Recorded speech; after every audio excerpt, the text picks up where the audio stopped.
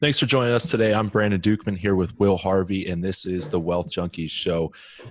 Before we get started, don't forget, subscribe to our show so you don't miss any of our daily episodes, and rate and leave us a comment so that we know how we're doing. Also, join us on Facebook at facebook.com/groups/Wealth Junkies. And with that, we've got an awesome guest in store for today. So I'm going to toss it right over to Will to introduce our new awesome guest. Thank you, Brandon. Today we have Jorge Newbery on the show. Really, really interesting interview we're about to have. He is the founder and CEO of AHP Servicing, and I'm going to let him dive into everything. So with that, Jorge, can you give the listeners just a little bit more about your background and what got you to where you are today?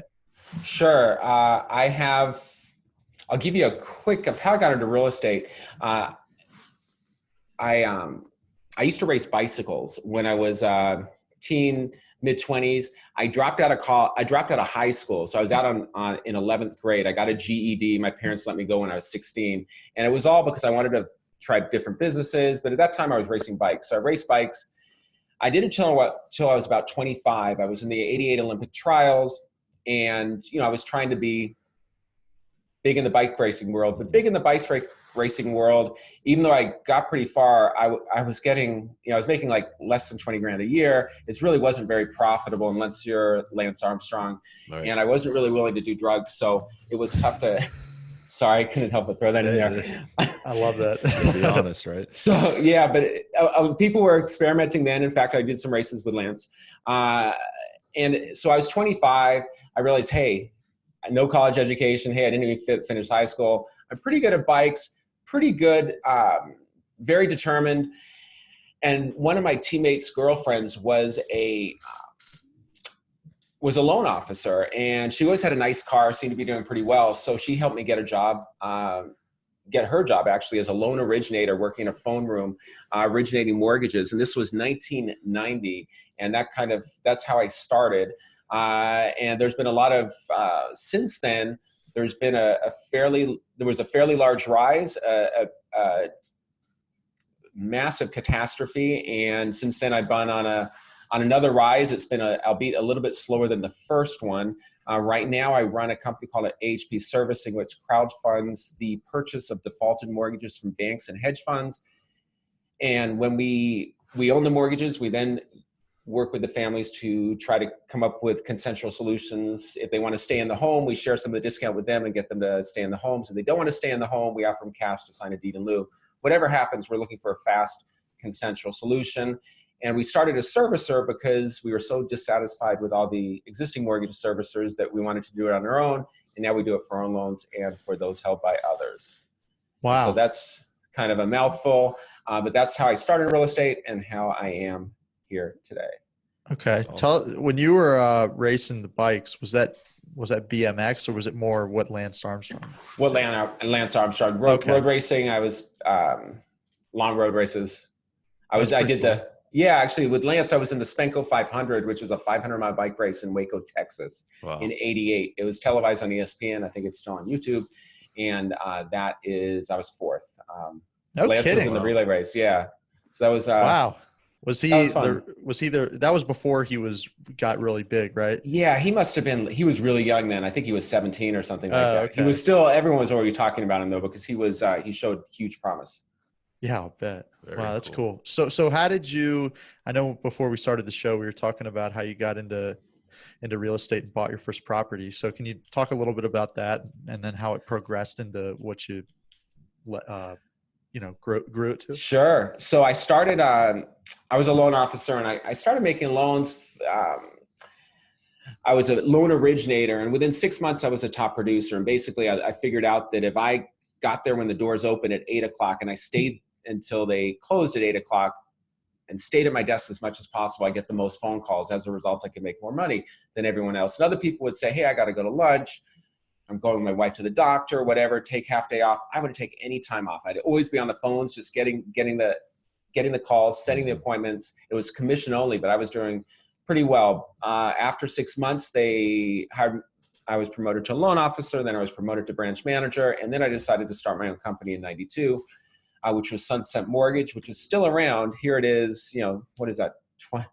it's a long time later, Yeah. 20 Almost, 30 years. decades later. Yeah. And it's still around, and it originates mortgages mostly to private investors. And so what actually we started doing in 92 is we were making loans to people who were buying properties. And 92, 93, 94, 95, the property market in Southern California, which is where I grew up, was pretty weak. It had really dropped off. And so I said, hey, these guys are making great deals. I'm loaning them the money to do it. Why can't I do it? So I started in 92, I bought 4 units. And I'm always like, okay, I do one. Let me keep going. Then I bought 19 units and then 50 units. And Absolutely. No kidding. kept growing. The last property I bought in California was 298 units in 1998. And I'll tell you, and this is probably helpful to your listeners, I made a huge amount of money, but the way I did it was by buying, and I still do it today, I buy the loans that no one else wants. So back then I'd buy the properties that no one else wanted. These are they had code enforcement issues. That 298 unit, was in the City of Los Angeles Slum Housing Task Force.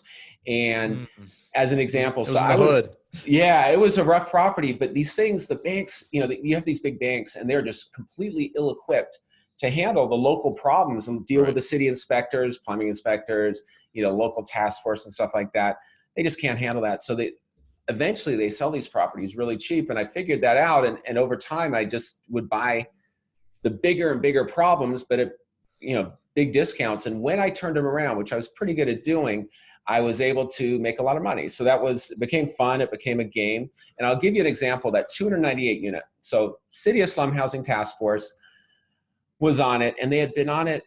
I bought it in 98. I think they first got involved in 92. And the owner at the property had bought the property for $4 million. In 92, it sold for $4 million. And so he bought it. He tried to fix it up. He couldn't. They put him in jail. And so he sold it to another guy for $2.5 million. Oof, he lost his shorts on that. He did, but that guy went to jail. So he sold it to another guy for $2 million, and that guy went to jail. And so now no one wants to. He's cursed. Yeah. No one's going to buy this thing. Yeah. So that now they're selling it for $850, and no one was buying it. And I said, hey, I'll buy it. And so I bought it. But I'll tell you, before I bought it, the city inspector, I remember meeting with the city inspectors, and they were saying, no way, you've done really well on all these other projects. Don't do this project. You're going to, and we're going to end up adversarial. You're going to end up going to jail. Right. And I'm like, Mr. Optimist, hey, I can make it work. Even though everyone else has failed, I'm going to be the one. So I bought it, $850,000. And right after I bought it, I met with all the inspectors and I said, hey, I got a plan. I'm going to make this thing work. And they said, okay, you got 6 months. If you get it done in 6 months, you're okay. If not, we can't not prosecute you when we've prosecuted everyone else. So I said, no problem. I'm going to get it done. Why was everybody getting prosecuted? What did they do that was illegal or criminal? Sure. It's not like big things. It's a lot of small things. Like I remember we had sprinkler heads that had paint on them, as an example. Doors that didn't have closers, so they wouldn't automatically close in a fire. Things like that. But it was 298 units, so you have this big magnitude of problems. Yeah, so it all adds up. It all adds up. And so I'll tell you, so what happened though is after 6 months, the inspectors would come by every month and they say, hey, you're making good progress. And I was. But after 6 months, I wasn't done. But I thought I was doing pretty well. So I remember it was New Year's Eve 1998. A friend of mine called me and said, hey, you're in the paper. And I go, for what? Oh boy. So 32 criminal charges filed against Redondo Beach Man, which was unfortunately me.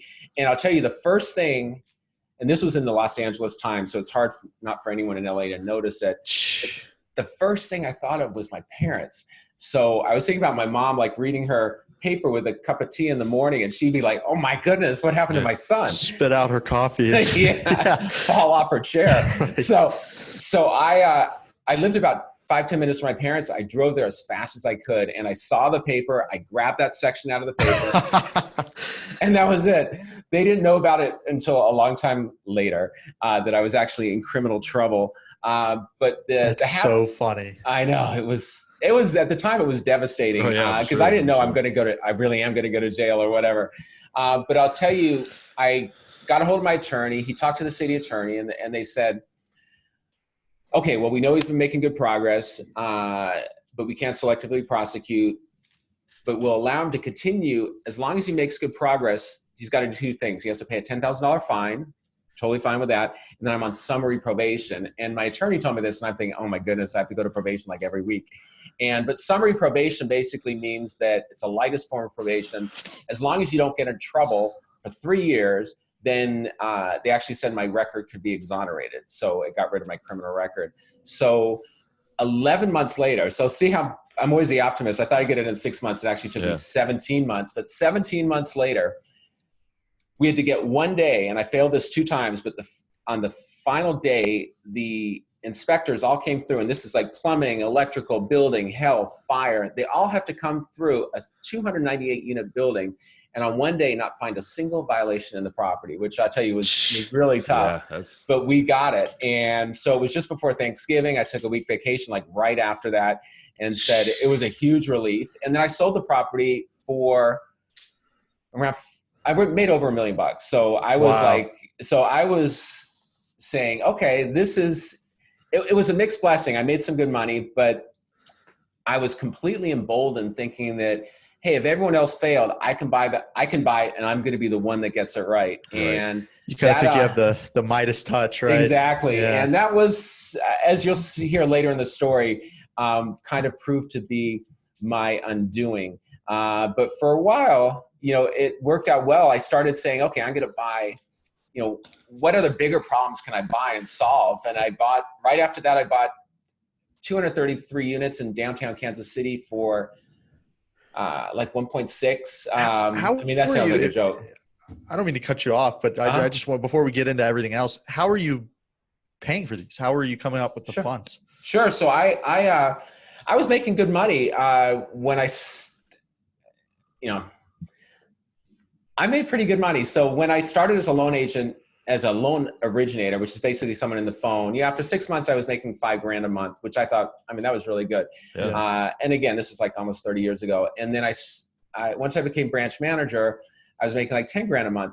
And the really cool part is I was living at home. So like I had almost no expenses. I was in my late 20s, and it was, banking everything. I was banking everything. And then I started buying properties, and, I was buying buying the problems, fix them up, refi them. I get my money back out, and so it kind of was a big snowball that kept. You knew how debt worked, so you were. Yeah, exactly. Yeah, and cool. So it was, and think about this: the Ford Hotel was that 298 unit.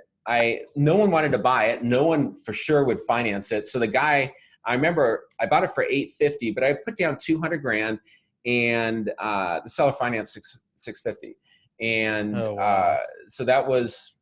And this sad little side note story, the seller that I bought it from had immigrated here from Australia with $2 million in cash. And he bought this property. And then I remember he got arrested, put in jail. He spent a year in jail for these slum violations. No kidding.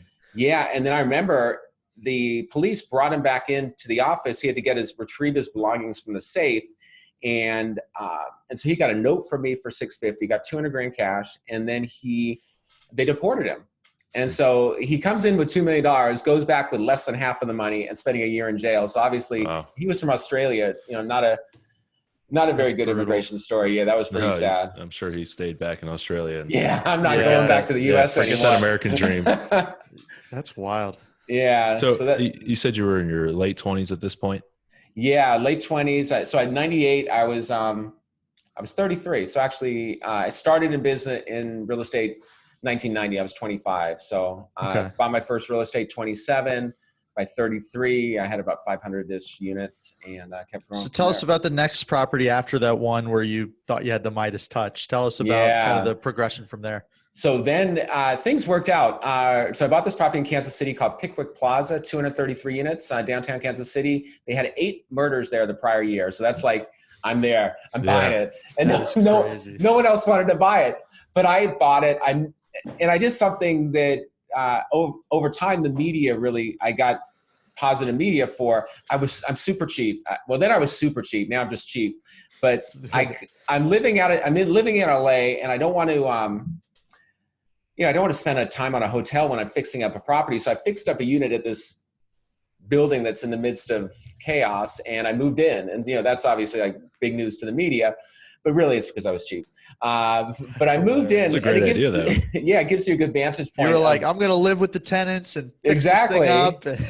and it's true. It was. I mean, it was really like I'm on a mission. But look at the numbers. I bought it for 1.6. I put about $1 million into it. Then I got a loan from Wells Fargo for $5 million. And now I'm thinking, okay, this is like, I love this game. So you refied it? Yeah, refied it for $5 million. I got all my money out and then some. And then some, yeah. And so then I bought a couple more properties, but then I made, the big, it wasn't a mistake, but it just didn't work out. I bought this property called Woodland Meadows Apartments in Columbus, Ohio, 1,100 units, bankruptcy court auction, nicknamed Uzi Alley because it was just infested with drugs, crime, gangs. It was chaos. And, of course, chaos, real estate, I'm there. Your buzzers are going off. Yeah, exactly. I'm saying, what do I got to do to buy this one? Right. And I bought it for $13.5 million. Great, very well located property, just severely mismanaged and disrepair. And I moved in, which was literally big news in the newspaper. They were saying, well, maybe this guy is going to be different because all the other people that had owned it were big companies. And now this guy comes in, moves into one of the units, and it was completely out of control. So, there was, I'll give you an example. There was armed security force. There were 12 armed security, and they were patrolling the property, super aggressive.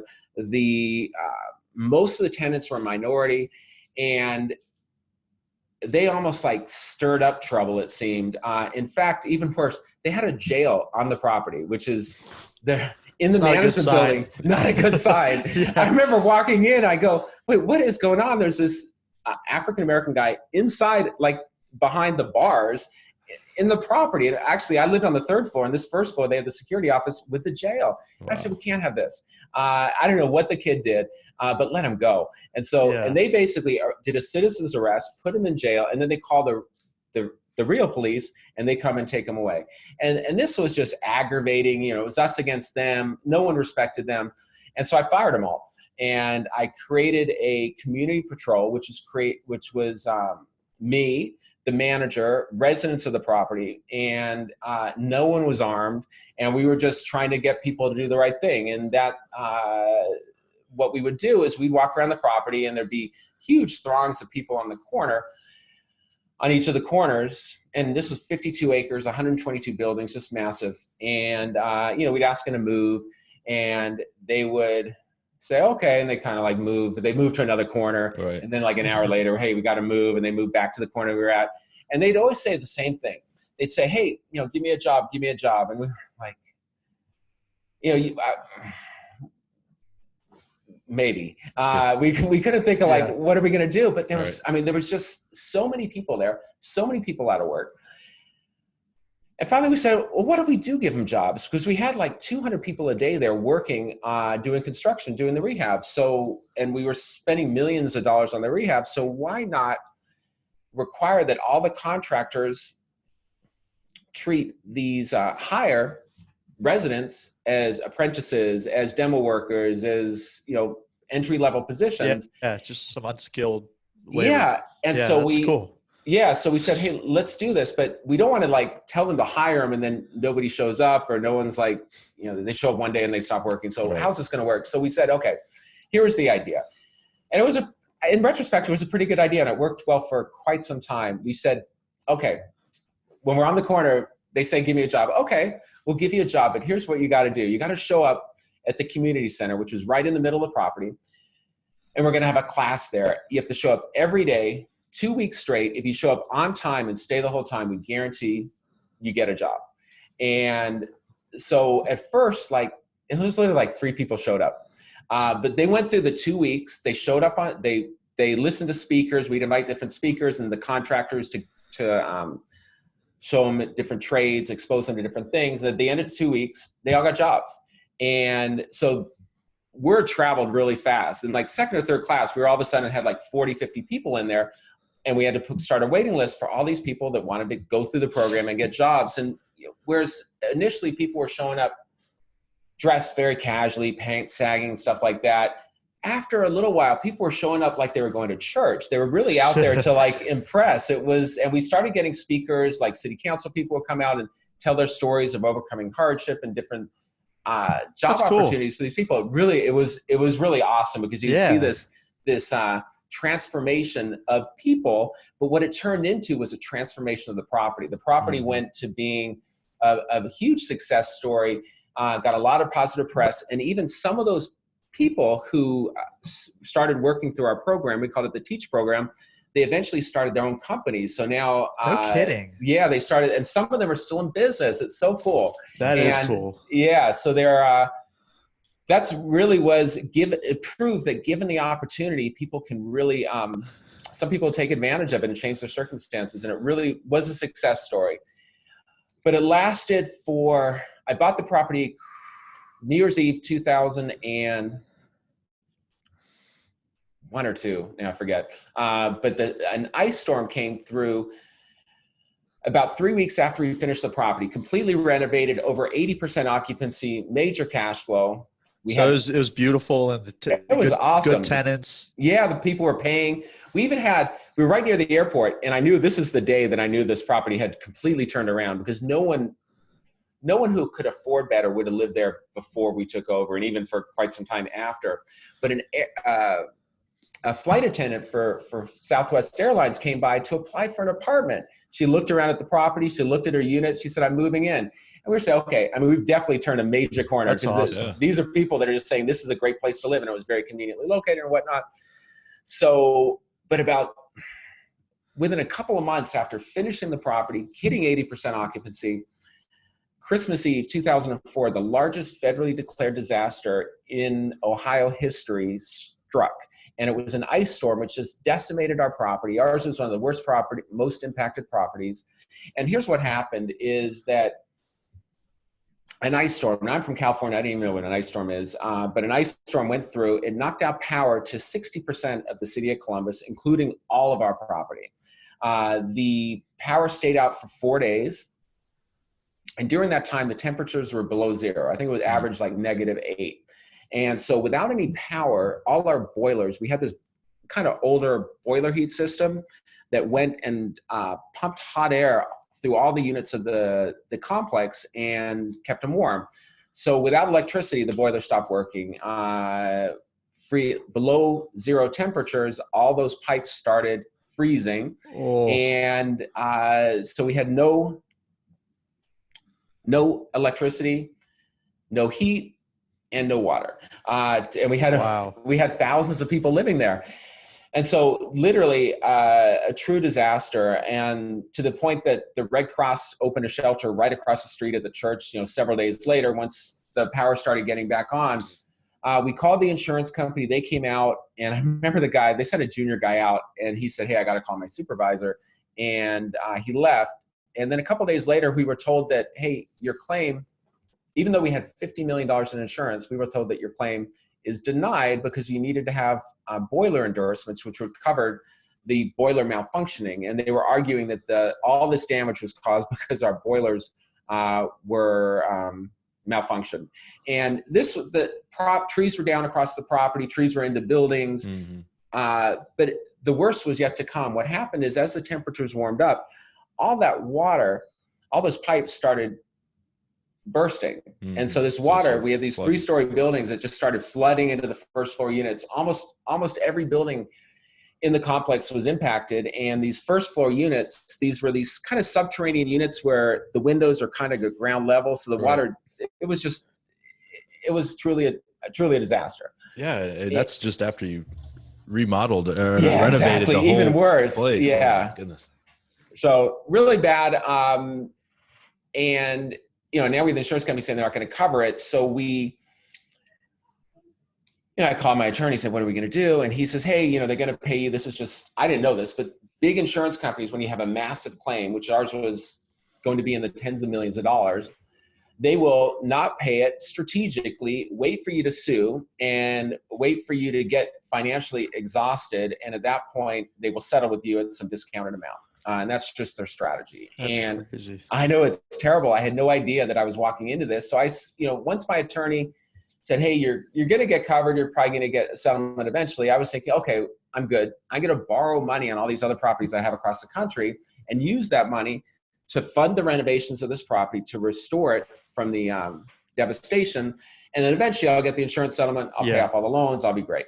And that was my strategy. And it was ill-fated, to say the least. What happened is by the summer, by August, so the disaster struck in December, by August, I ran out of money. I borrowed everything I could. I had no more money. And it was clear that this was going to be this, I think we had at that point spent over $20 million and we weren't even near done. So, wow. I know, now I'm tearing up.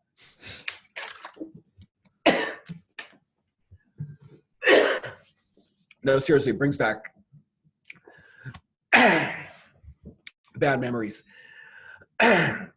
So when the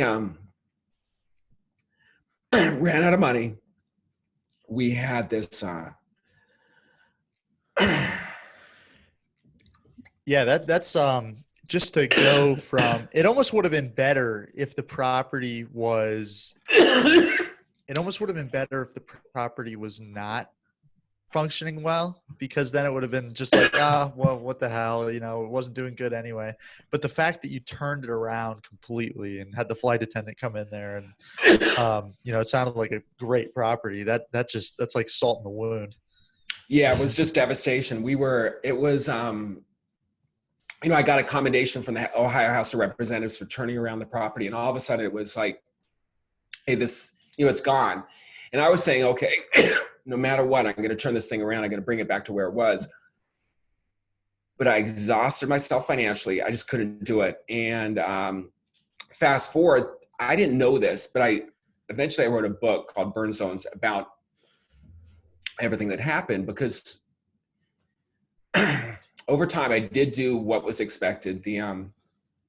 The city came out in November. So this is almost a year after the disaster. The city came out and they said that we're going to evacuate the property. You have 3 days to evacuate the property. We had like thousands of people living there. Wow. And they said that the reason for it is that all these buildings, these 122 buildings, are all subject to imminent collapse. And I'm thinking, so I said, I don't think that's true. So I hired an engineer. The engineer came out and he did a report saying that none of these buildings are subject to imminent collapse. So the city was in the midst of doing their 3-day evacuation. We went to court and got a temporary restraining order against the city of Columbus. And It's crazy. Yeah, and all the media is there. What's going to happen? The mayor's saying, hey, this guy, excuse me, started using the word slumlord and stuff like that. Hey, this property was great a year ago, and now it's the insurance inflicted these massive wounds. Right. And so I got the TRO. The judge, they showed up. They had nothing to prove that these buildings were subject to imminent collapse. I had an engineer who said these things are sound. And so we got the TRO, and I called my attorney and said, hey, whatever you can get from the insurance company, just settle, be done with it. And this is going to sound insane. We got $32 million. A lot of money, but I was already in debt like $45 million. Right. So this was, I was not going to recover. Now I said, okay, I'm going to use this money. I'm going to go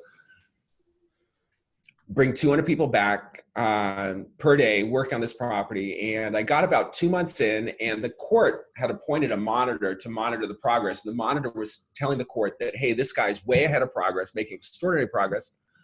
But the city wanted this property. I didn't know this at the time. And later, when I had a book signing in the city, a city inspector came in and said, hey, back then the city told us no matter what you did to fail this guy. And so because we kept getting fail. Exactly. And I was like, what can we do? It's all done right. And they said, no, it's not right. You got to redo this, stuff like that. And finally, I didn't know this at the time, but the city went to HUD and said, hey, pull this guy's contracts. And so this HUD came out there and said, hey, there's some damage. You got 30 days to fix it. or we're going to pull all your contracts. And there were about 440 units that were contracted with Section 8. And they, 30 days came back. They were out there about 10 minutes and they said, hey, you're not done.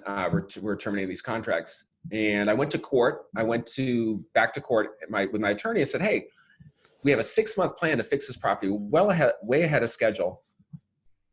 Yet HUD is saying we've got to do this in 30 days. It can't be done. And so the judge demanded that HUD show up in court. And HUD said, we're a federal agency. We are not bound by municipal court. We're not showing up. And so I was like, fast forward 6 months, the city did vacate the property. They tore it down, and today they own it. The city wanted the property. They got it. It was a low-income property backing into the highest income area in the city of Columbus, an area called Bexley.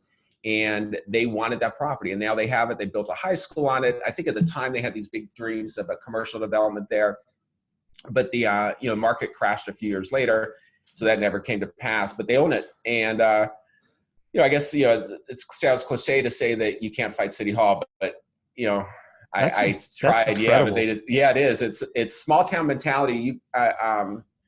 Will, you've been spent some time in Columbus. It's a big city, but still politically it acts like a small town, and it was kind of insane. I mean, looking back on it, it sounds this doesn't happen, insane. But it's what happened. Make that story up. No, and so I moved on. I moved out of the property. I was the last guy to move out, June of 2015, and that was the end. I lost all the other properties. Eventually, I had to sell them to pay off debt. So they went to foreclosure. And that was 2015, or was it earlier than that? I'm sorry, 2015, 2005. 2005. Yeah, my decades are messed up. Yeah, no ice storm hit in 2004. And actually, I moved out in June of 2006. I'm really messing up my dates. No worries. Okay. So then what'd you do? Where'd you go from there? I moved to a building I owned in Dayton, Ohio that was in foreclosure, but it hadn't foreclosed on yet. So I just moved into a vacant unit there, and I'm trying to what am I going to do? What am I going to do next? So now all your other properties are kind of in trouble because of how you had to leverage them. Exactly. So I started selling them. Some were lost to foreclosure, like the one in Dayton. I eventually lost it, but I was able to stay there for a little while and kind of kind of get my bearings straight. I decided, after all that, what did I learn? What did I become good at? I had become really good at buying these distressed properties, but I couldn't do that anymore because I'd find, I tried it a little while, but I'd find properties and people would say, hey, it's a great deal. We can help provide capital. But once they dug into my past, it was like, hey, bad guy, we can't do business with you. And the city, through all this, the city was, feeding these stories to the media that, that, hey, I'm under criminal investigation. It wasn't true, but, the mayor's spokesman tells the Columbus Dispatch, hey, this guy's under criminal investigation. So my attorney calls the city attorney's office, say, hey, what's the investigation? Oh, there is no investigation. But just the fact that it was in the paper was bad news. So all that stuff, you see it, now I see it, like when a city or municipality or federal government is trying to take someone down, if there's nothing wrong there, they just kind of feed the media with this garbage. Right. And all of a sudden the guy, oh no, we don't know how to do business with that guy because he's a bad guy. And so that's basically what happened to me. And so one thing that I did become good at is I was now besieged with these, with creditors looking to, worst was to sue me on personal guarantees. So all those people in your audience, I used to think there's no way I'm going wrong. I signed every personal guarantee they put in front of me. But now these things were all going bad and people were suing me on personal guarantees for millions and millions of dollars. Plus, I couldn't even pay my credit cards and personal loans and all types of stuff. So $26 million in debt is what I was in. And I refused to file bankruptcy. I thought, hey, I'm going to rebuild. Having fine BK is going to be like, not going to work or not what I'm going to do. And not to say I wasn't tempted, but I didn't do it. And I'll tell you, the saving grace was that I noticed that property in Kansas City, I had that loan with Wells Fargo, the $5 million, but I bought another complex in Oklahoma City and I had cross-collateralized the one in Kansas City, and I fell into default. It actually is kind of a weird story. I was actually current on the loan, but it matured. They extended a couple of times and they say, hey, we're not extending. And at that point, I had no credit to refinance. Right. And so what I did was, really stuck, and they put a receiver in, and if anyone's had a receiver put in, it just like totally messes up the property. But they did something wrong. So they started foreclosure on both properties. Oklahoma City, judicial foreclosure state, takes a long time. Missouri, very fast, non-judicial foreclosure state. So they went to sale on the property in Kansas City really fast. And I remember it was like 250 units in Oklahoma City. They had a first mortgage on there, $4 or $5 million, and they had a second mortgage just as cross collateral on this property in Kansas City. And so I showed up. I was thinking they're going to bid like a couple $100,000 or something like that, just to get something out of the property in Kansas City. So my guy shows up. I'm on the phone with him, and he shows up and he says, "Hey," he bids 10 grand. And then this attorney for the lenders bids $5.8 million. And so they got Pickwick. They got my property there. But that night I was running, trying to release some stress. And I thought, hey, these guys just used the $5.8 million in debt that they owned to buy the property in Kansas City. So they used all their debt, which is a big no-no for a lender, because that means that the debt that they had on the Oklahoma City property, there's nothing left owing. So actually I called my attorney the next day and said, "Hey, call them and congratulate them for getting Pickwick, but ask how soon are they going to remove the mortgage on the Oklahoma City property." Oh, that's funny. So that was, and I didn't know how it was going to work out. We went to court to enforce the fact that these guys had won this property at the non-judicial foreclosure sale in Missouri, and the court agreed with us, and so we won. So there's nothing wrong with the sale. They won it. It was nothing was wrong with the sale. They appealed it to the Missouri Court of Appeals, which ruled that the creditor had inadvertently extinguished the $5.8 million debt, which is just a great ruling, because it meant in the end I paid them $225 to settle that $5.8 million debt. But I got the property free and clear in Oklahoma City. So it opened up my eyes to the fact that lots of times lenders make mistakes. And if I hadn't noticed that mistake, which was just like me being back against the wall trying to figure out what did they do wrong, I wouldn't have noticed. And after that, I said, well, let me go through all my other debts. And I found that a lot of creditors had made silly little clerical mistakes that I could exploit and get them to settle the debts at big discounts, or in some cases just forgive them. And in one case, I actually sued the creditor, and not only did they have to forgive the debt, they had to pay me. And so wow. The $26 million ended up being settled for literally pennies on the dollar.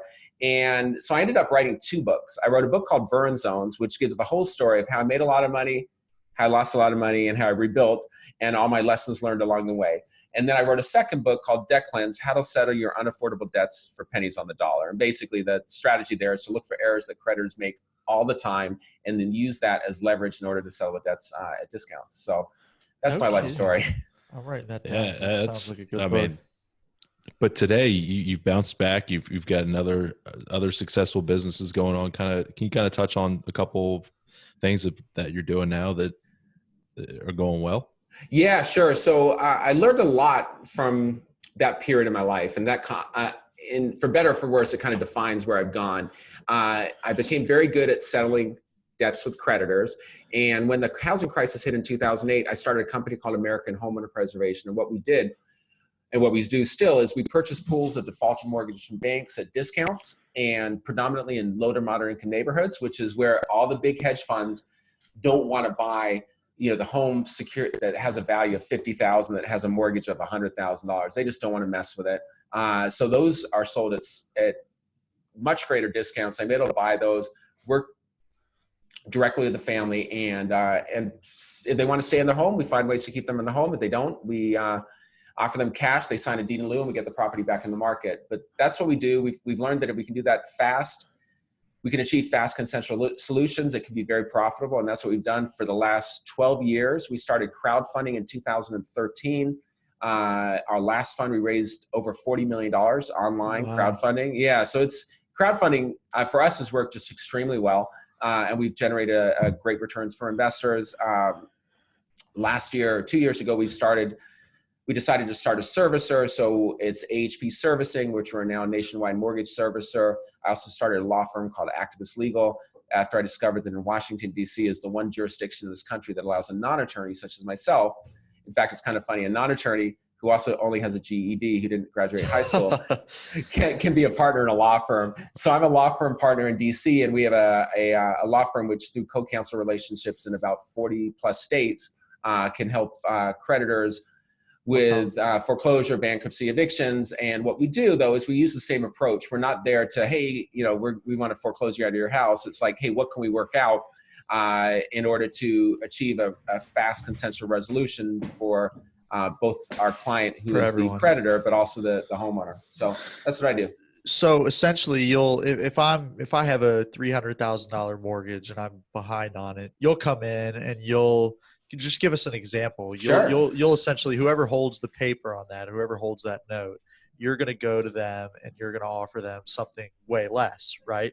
Yep, I'm probably going to buy it for around 150 is my goal. Okay. Maybe because if it's worth $300,000, maybe I'm going to end up paying more. But actually, it works out differently. Ideally, Will can come to me and say, hey, I'm behind on my mortgage. Can you buy my mortgage? And we get requests like that all the time, but it doesn't work like that. What happens is, like Chase, Wells, Citi, they'll say, hey, these 300 mortgages, we want to sell them. And for whatever reason, I don't know why they're picking them, but these are the 300 they want to sell. We get to offer on those, and that's what we buy. We can't say, hey, throw Will's mortgage in there. Unfortunately, it doesn't work in general. But we buy these pools, and then we go to people whose loans we now own and say, hey, we bought your mortgage. What do you want to do? How can we get this resolved, whether, modification, deed in lieu, short sale, whatever the situation is. Okay. So you'll initially, what works best for you guys? Is it initially best to try to nurse it back to health to where they're paying it on time and the payments are current, or is it truly like, hey, what can we do to help? We'll just figure it out. Actually, it's a latter, and here's why. Okay. Many investors in mortgage distress situations don't realize that the key component on a distressed mortgage is the homeowner. So what does the homeowner want to do? And you can't force a resolution on them. So we tell all our staff, whatever the homeowner wants is what we want. So we may make more money on one resolution or another, but it really doesn't matter. We're going to make money. If it's a consensual, fast resolution, we're going to make money regardless. And so deliver whatever they want. So they want to do a mod, we can do a mod. If they want to sell the property, it's already vacant, and we track it down and we say, hey, we'll give you $1,000 to sign a deed in lieu on a house you already moved out of, then they're thrilled and we're thrilled. We can sell that property right away. And to give you numbers, let's say somebody owes a $100,000 mortgage on a house that's now only worth 50. Very common scenario. We could probably buy that mortgage for around 20. And so think about the numbers. If we buy it for 20, we give the person $1,000. So we're into 21, maybe some other cost, maybe we're up to 25. And we get a property back that's worth 50, we can sell it. Maybe after cost, we get 45. We make 20. I mean, great deal. The alternative is they say, hey, we want to do a mod, and maybe their payment was 800. We'll drop the payment to 500. They make payments and lots of times they're also behind. Maybe they're a year behind or even 2-3 years behind. They may owe 15, 20 grand. We'll usually settle that for $2,000. We'll forgive the difference because they're underwater. They owe 100. Property's worth 50. So we will then get them to pay, give them that affordable payment. They'll pay for 6 to 12 months. After 6 to 12 months of on-time payments, we can sell that mortgage for probably 35 grand or something like that. And so those are the exits. That's cool. So we just keep doing the same thing over and over. And there's, especially in the low to moderate income neighborhoods, even though there's been a lot of a recovery by and large in our country in the real estate market, a lot of the low to moderate income neighborhoods have been left behind.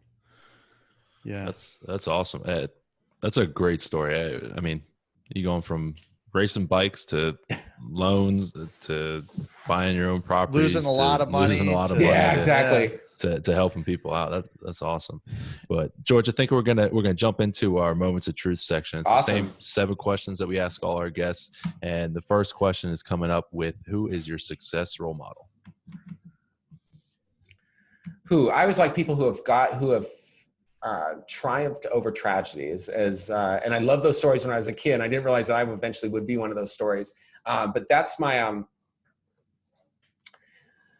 that's what I like. So I pick someone who's been prosecuted unnecessarily, without warrant. I mean, someone like Gandhi would be someone who I'd find inspirational. And yet they, because in the world, so many people, they get beat up for their beliefs, and they keep, people say you're wrong, you're doing the wrong thing, blah, blah, blah. And some people will take that as, well, maybe I am wrong. They'll question themselves. And I guess that's natural, but to stay steadfast in whatever you believe and keep going forward. And, I learned this in bike racing. In fact, the title of my book is called Burn Zones. It's because you have these periods where you're being besieged with, maybe it's a hill or a windy section or something like that. And everything's telling you, hey, you can't keep going like this. You're going to blow up. But if you can keep going, lots of times it's not that far till you get to the other side. And that's where victory or whatever your goal is in life. And so I always admire people who persevere. Yeah, I love that. What is your biggest success? I could say, it's a mixed one. My biggest failure would be Woodland Meadows, but I could almost chalk it up as my biggest success. I was going to say the same thing. It's a crazy set of circumstances, but I would think that is where I've been doing this for a decade at that point. I was still, 30s. I was still really full of energy and my life was this. And at that point, my life was Woodland Meadows, and I poured everything I could into it. Massive success, massive turnaround, overcame all the obstacles and all the naysayers. People said it can't be done. But then it was all taken from me. So it became my biggest failure. Wow. I'm still trying to process the story and just the whole, that's crazy. But you then learned from it. Yeah. And so it was ultimately a learning experience that got you to where you are. So yeah, it's true. You can't change the past. So you gotta accept it and say, for a few years, I just kind of tunnel vision, move forward. And then when I wrote the book, which was like starting in 2012, 2013, I started looking back and seeing, examining what happened. And it was, I'll tell you, I wrote the book. There were times I was laughing, but there were a lot of times I was crying because it was to really look back at what happened. It was tragic and just, personally devastating. People thought I was a success and all of a sudden I was a failure. I remember my cousin emailed the article about me getting arrested to my dad. And it's just like, that's humbling. It's humbling to say the least. Or humiliating. It's both. Yeah, exactly. That's wild. So George, what does a typical day for you look like? So now I'm older, I'm 53. I used to work, get up, work. I work out, which is a great stress reliever. So I used to race bikes, now I run. But a day I get up, call it 6 o'clock in the morning. I usually work out first. Now I take the train to work, get to work. I'm usually back, usually in the office like 8:30, not super early because I got a train ride in there. And then, I'm here till 7, something like that. I'm married now. I'll tell you, even a few years ago, there were days I was in this office routinely till like 10, 11, 12, wow. After starting at 8 or 9. And that's just unsustainable. I'm married. We're trying to have a kid. My wife is like, you can't do this forever. And, right. And she's right. I like it. Yeah, she's not thrilled. So right now I try to be fair. And I've tried to hire, as the companies have grown, the good news and something that I was really bad at, especially as an entrepreneur, is delegating and handing over responsibilities and trusting other people to do their work. And but since then, I've really learned that to really build a company, you need to hire the best people you can and kind of get out of their way. They know what to do. And if you give them if you pick the right people, they can really, that's how you build an enterprise. And that's what I'm trying to do. But that's something that I've just realized over the last couple of years. That's great. What is your favorite quote? Here's a great one. This is going to tie in with the rest of my story that I share with you today. But this is from Bruce Lee. If you always put limits on everything you do, physical or anything else, it will spread to your work and into your life. There are no limits. There are only plateaus, and you must not stay there. You must go beyond them. That's Bruce Lee. That's really good. Yeah, that definitely ties into your story, I think. Yeah. You got a property where there's 4 people getting arrested before you, and you could say, hey, that's beyond my limits, but you took it and you went with. That's awesome. It's a good quote. I know you just mentioned a few of them, but what are some of your hobbies? So my wife and I hike a lot. I like that a lot. It's really a huge stress reliever, and it's kind of fun. And when we get on the trails, no cell phones allowed. I get to, it's great. I really enjoy it. So we do that a lot. That's something we do together. I still run quite a bit, which I like. I'm still, it's competitive even a few years ago. I'll tell you what, it's 2019. So when we first moved here in 2012, I was the overall winner of the Chicago Lakefront 50K. And I still think I can be competitive even now, but every time I get into close to competitive shape, I get hurt. Did you say 50K or 5K? 50K. Yeah. Okay. Yeah. Wow. I always like the long ones, always the challenging ones. And that's longer. That's more than a marathon, right? That's just over. It's 31 miles. Wow. Yeah. I don't even want to drive 31 miles, let alone run 31. But it's impressive. It's a challenge. I just like the challenge. I mean, you can see there's I don't know if it's good or bad. Maybe it's a curse, but I always put myself in very challenging situations and then try to find a way out. And I guess it's just by and large, it served me well. There's a big exception in there, but by and large, it served me well. Yeah, it kind of stretches you, and that's what people work out. When you lift weights, you kind of put yourself in a stressful situation. You stress your muscle, and that's how you grow. Exactly. So it's the same in life.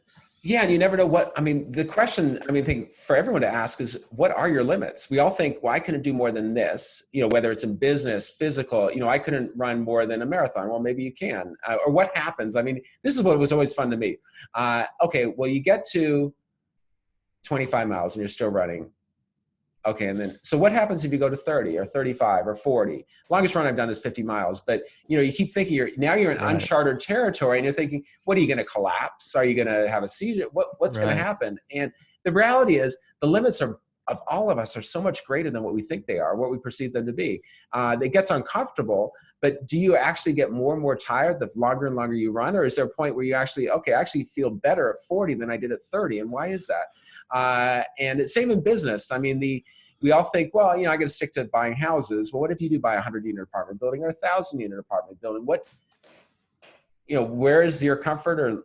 I think that there's a difference between comfort limit and your real limit. And your real limit's probably way beyond whatever your comfort limit is. It absolutely is. I would agree.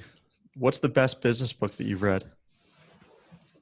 There's a good one called The Making of a CEO by Osvaldo Vida, I believe is the last name. Real good, insightful book. I highly recommend it. Okay. Never heard of that one, but I'll check it out. Yeah, it's on Amazon. He gives some good insights. One of the things that I tried to do at HP was to hire a CEO a couple of years ago and hand over the reins, and it didn't work out as well as I thought. And actually, after I read the book, I thought, hey, this is a really good book. And he talks about coaching people in there. So I emailed him and said, hey, can you coach me? So he coached me by phone for a while. And one of the things he talked about was how he's now convinced me that I should be the CEO and hire the best COOs or presidents that I can get, but still maintain the top strategic position. Okay. Otherwise, there's always this little conflict about, hey, are they really executing the vision that you had? Right. I don't know. I bought into his thoughts. That makes sense. So last question here. If there's one key piece of advice you could leave our listeners with about achieving success, what do you think it would be? It's determination and persistence. It's not letting obstacles get in your way, and to keep going and going and going, even after everything is telling you to stop. Even after an ice storm hits and your 1,100 apartment unit gets taken from you, and you go in ton of debt. Yeah. That's the one time it didn't work for me, but usually it works. Yeah. That's really awesome. Cool. That was an awesome story, and that was a great piece of advice at the end there. Yeah. So George, how can our listeners get in contact with you? Sure. So ahpservicing.com. That's American Homeowner Preservation. In fact, we crowdfund our money, so people want to invest. They can invest with as little as $100. Very cool. Yeah. And then the site for people, if you have people on your listenership who are struggling with their debts, I also have a company called debtcleanse.com, DEBT, then the word cleanse.com, which can help you if you are overwhelmed with debt, or you end up buying some apartment building and end up in mountains of debt and you need your way out. We can help you out. Yeah, definitely sounds. And like what about your books? Where sure. What are the names and where can people find them? Absolutely. Burn Zones, Playing Life's Bad Hands is on Amazon. It's at all the regular online outlets. You can even find it at some Barnes & Noble and Walmart's. Also, the other book is called Debt Cleanse, How to Settle Your Unaffordable Debts for Pennies on the Dollar. All the major outlets, you can find that as well. That's Awesome. great. Awesome. Well, George, we appreciate you being on the show today. If you can't learn from that story, I don't know if you can learn it all, but that was great. But again, we appreciate you being on the show. And for our listeners, don't forget to subscribe to the show so that way you're not missing any of these daily interviews. And also rate and leave us a comment so we know how we're doing. And join us on Facebook at facebook.com/groups/Wealth Junkies. Again, George, we appreciate you sharing your story with us today. Yep. Thanks so much, George. See you guys tomorrow. Thanks a lot.